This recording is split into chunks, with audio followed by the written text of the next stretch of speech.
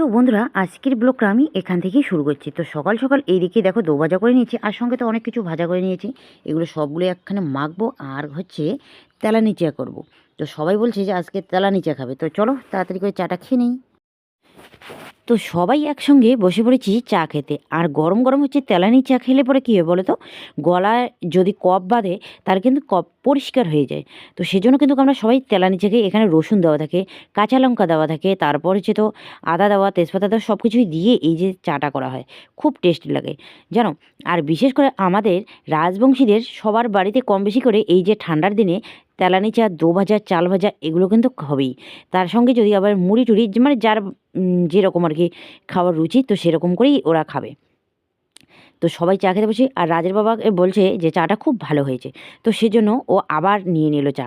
আর এইখানে দেখো গামলার মধ্যে চাটা রেখেছি, আর এখানে একটা হাতা রেখেছি। যার যার আর কি দরকার আছে, আরও যদি নিতে ইচ্ছে হয় তারা তারা নেবে, খাবে, তাই না। আর এখানে আদা, রসুন আর হচ্ছে পেঁয়াজ দেওয়া আছে। আর এগুলো পেঁয়াজ আর রসুনের প্রিয় হচ্ছে এই যে রাজরাশি আর হচ্ছে কুশ। ওরা বলছে আমাকে আর একটু এই যে রসুন দাও বা ইয়ে দাও, খুব ভালো লাগে। তো যাই হোক, এগুলো খেতে না এতটা মানে সুন্দর লাগে, কি বলবো আর, খুব ভালো লাগে সত্যি কথা বলতে। তো যাই হোক, এইদিকে সবাই মিলে দেখো জমিয়ে এই যে চায়ের আড্ডায় বসে পড়েছি। এইদিকে রান্না বান্না হয়ে গেছে, এই যে কুশ আর রাজ খেতে বসে পড়েছে, আর ওর বাবা এইদিকে খাওয়া দাওয়া করে নিল। তো আজকে যাবে কুশদের বাড়িতে,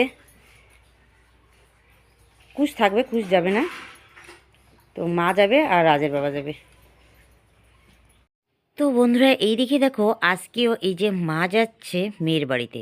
এই যে শুক্রবারে আসলো মেয়ের বাড়ি থেকে, আজকে আবার দেখো রেডি হয়ে নিয়েছে, মেয়ের বাড়িতে যাবে আর কি।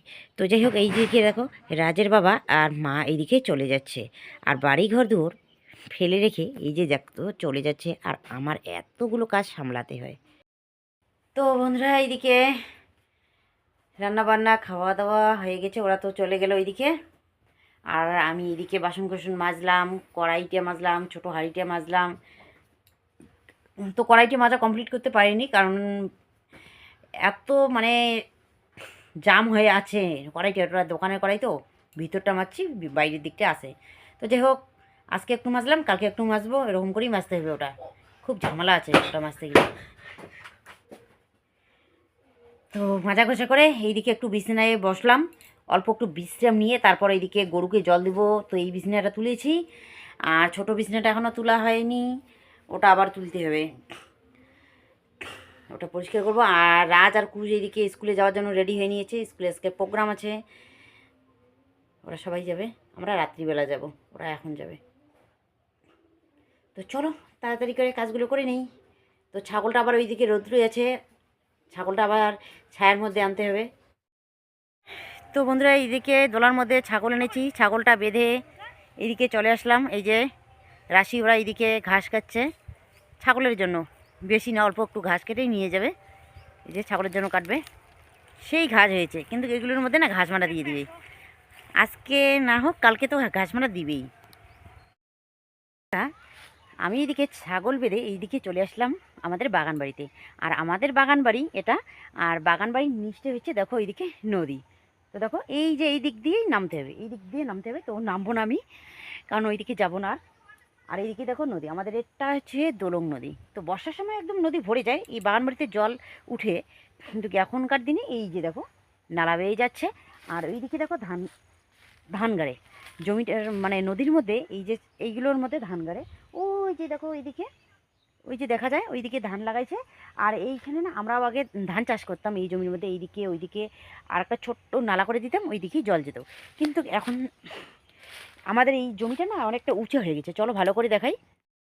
এই যে ওইদিকে জমিটা চাষ করে রেখে দিয়েছে, এই যে জমিনটা চাষ করে রেখে দিয়েছে, এখানে ধান লাগাবে, ওইদিকে ধানের বীজ ফেলছে, মানে বিচন ফেলছে।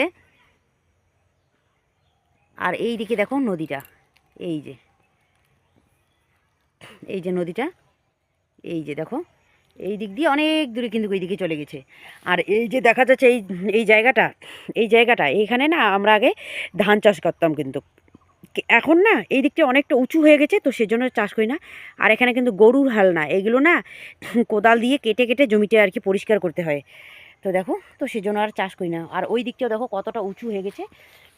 ওই দিকটাও কিন্তু আমাদের নদীর ওই দিকটা, মানে কলা গাছের নিচ পর্যন্ত যে ডাঙাটা, ওই দিকটাও আমাদের অনেকটা এই দিকে আছে। কিন্তু এই যে কলা গাছ পর্যন্ত দেখা যাচ্ছে, অনেক দূর পর্যন্ত আমাদের এইদিকে জমি আছে, নদীর জমি। এখানে নাকি 1.5 বিঘা না 2 বিঘা আর কি জমি আছে। আগে চাষ করতাম ধান, কিন্তু এখন আর চাষ করা হয় না, নদী আর কি উঁচু নিচু করে ফেলেছে, তো চাষ করা যায় না। কতটা জমি আমাদের এইদিকে নদী শেষ করে দিয়েছে। তো এই যে 1.5 বিঘা না 2 বিঘা আর কি জমি আছে।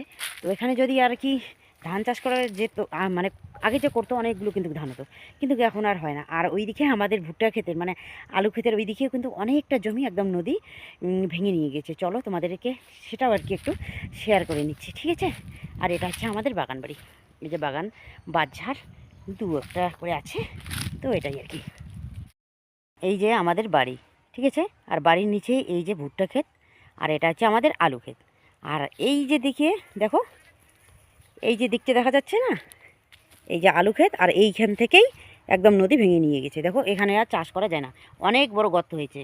এই যে ঝোপঝাড়গুলো, তার নিচটাই কিন্তু ওইদিকে হচ্ছে নদী আমাদের, একদম কাছেই আমাদের নদী। বললাম না, 1 বিঘা জমিন পার হয়ে আমাদের হচ্ছে নদী। ছাগলটাকে আমি এখন নিয়ে আসছি, কারণ এত কুত্তার ভয়, শিয়ালের ভয়, বিশেষ করে শিয়ালের থেকে না এখন কুত্তাটাই বেশি হয়েছে, ছাগল খায় বেশি। তো সেজন্য এই যে ছাগলটা একটু ঘাস খাইলো, আর আসি একটু ছাগলের জন্য ঘাস কাটছে, হয়ে যাবে। এখন আমি এই যে নিয়ে আসলাম ছাগলটাকে, চলো। এই যে চলে এসলাম, দেখো বন্ধুরা, এই দিকে দেখো ষাঁড় গরু এসেছে। এতক্ষণ গরুগুলোর ওইখানে ছিল, গরুগুলোকে তো জলেই দিতে পারলাম না। আর এখন আবার এইদিকে দেখো নারকেলের গাছটা, এত সুন্দর নারকেল গাছটাকে একদম ভেঙে দিয়েছে। দেখো এই যে নারকেল গাছটা, আর এই যে ষাঁড় গরুটা দেখো।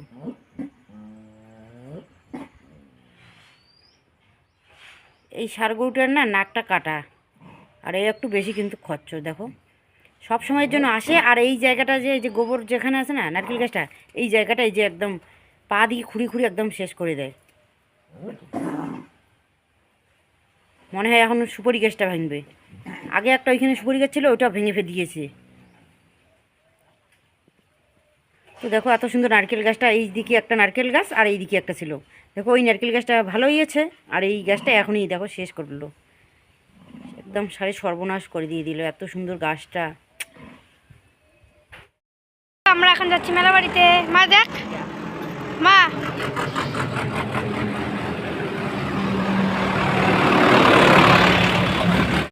যাচ্ছি মেলা বাড়িতে, আমাদের মেলা বাড়িতে না, মেলা বাড়িতে অনুষ্ঠান বাড়িতে আমাদের স্কুলে। হ্যাঁ, আমরা 4 জনে যাচ্ছি।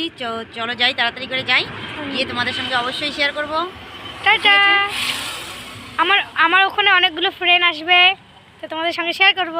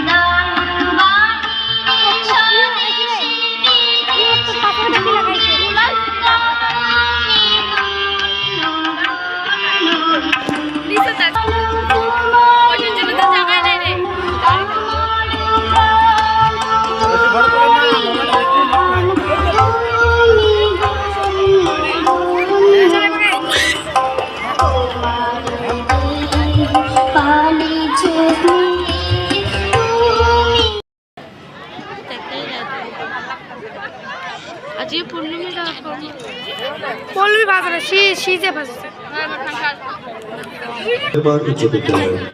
প্রাথমিক বিদ্যালয়ের ছাত্রী মেহবুবা খানমকে তার হাতে পুরস্কারটি তুলে দেওয়ার জন্য আমি অনুরোধ করছি সম্মানীয় শিক্ষিকা শর্মী পাল মহাশয়াকে। মঞ্চে চলছে পুরস্কার বিতরণী অনুষ্ঠান। বিভাগ ক পশ্চিম রাউয়াগুড়ি প্রাথমিক বিদ্যালয়ের ছাত্রী বর্ণনা দাস। দ্বিতীয় হয়েছে ছাট দাড়িকামারি প্রাথমিক বিদ্যালয়ের ছাত্রী অদ্রিজা সাহা, এবং তৃতীয় হয়েছে বিভাগ কয় উত্তর রাঙামাটি প্রাথমিক বিদ্যালয়ের ছাত্রী মেহবুবা খানম, বিভাগ ক। এরপর পরবর্তীতে বিভাগ ক্ষয় প্রথম হয়েছে আটপুকুরি উচ্চ বিদ্যালয়ের ছাত্রী স্বস্তিকা দাস। আটপুকুরি উচ্চ বিদ্যালয়ের ছাত্রী স্বস্তিকা দাস প্রথম স্থানাধিকারী বিভাগ খ।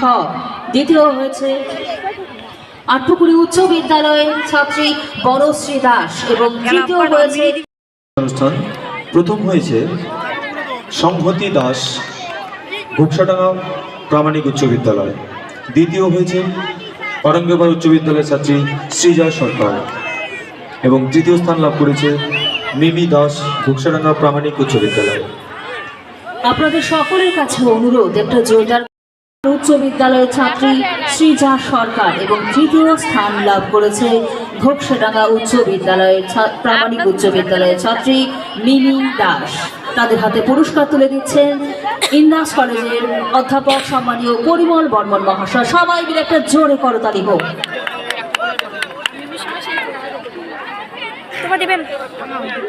এই পুরস্কার বিতরণী অনুষ্ঠানের ঠিক পরেই শুরু হতে চলেছে আমাদের সাংস্কৃতিক। তো বন্ধুরা, পুরস্কার বিতরণী অনুষ্ঠান শেষ, তো এখন শুরু হয়েছে নৃত্য প্রতিযোগিতা।